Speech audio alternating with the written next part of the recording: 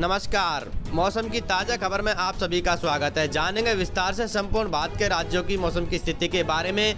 किस राज्य के मौसम की स्थिति किस प्रकार बनी हुई है, कहां कहां पर होगी सर्दी और कहां कहां पर होगी भयंकर बारिश। इसी के साथ साथ में किन किन राज्यों में अलर्ट किया गया है शीतलहर से संबंधित। और आगे हम बात करेंगे कहां कहां पर बर्फबारी पड़ने वाली है और साथ में आप भारी बारिश के साथ में कहां कहां पर आपको आसमान में गहरे काले बादल नजर आएंगे। और इसी के साथ साथ में हम बात करेंगे पूर्वोत्तर क्षेत्र की, जहां पर बारिश के साथ साथ में हमको पाला पड़ने की भी संभावना बनी हुई है। चलिए हम जानते हैं भारत के मौसम की स्थिति के बारे में। परंतु भारत के मौसम की स्थिति जानने से पहले हम आपसे निवेदन करते हैं, अगर इस चैनल पर आप पहली बार विजिट कर रहे हो तो प्लीज़ चैनल को सब्सक्राइब कीजिए, साथ में लाइक एंड बेल आइकन को दबाना ना भूलें, जिससे कि हर वीडियो का नोटिफिकेशन आपको मिलता रहे और समय समय पर आपको मौसम से संबंधित जानकारी मिलती रहे। चलिए जानते हैं हम भारत के मौसम की स्थिति के बारे में, किस प्रकार की मौसम की स्थिति चल रही है। राष्ट्रीय राजधानी क्षेत्र दिल्ली की बात करते हैं तो कुछ हिस्सों में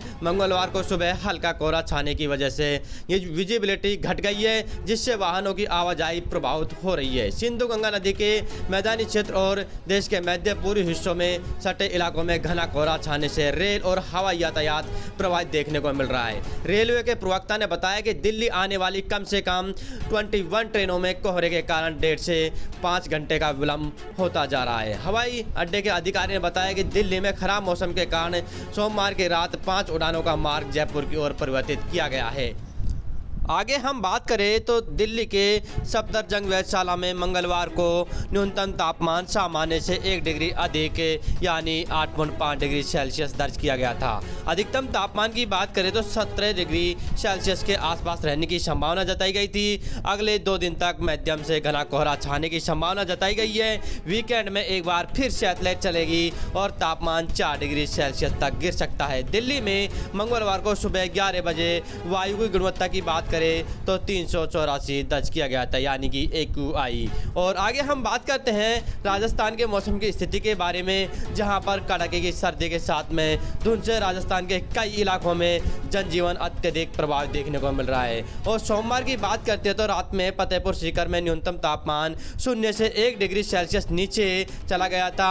और मौसम केंद्र जयपुर के अनुसार पूर्वी और उत्तरी राजस्थान के कुछ भागों में मंगलवार सुबह घना कोहरा छाया रहा।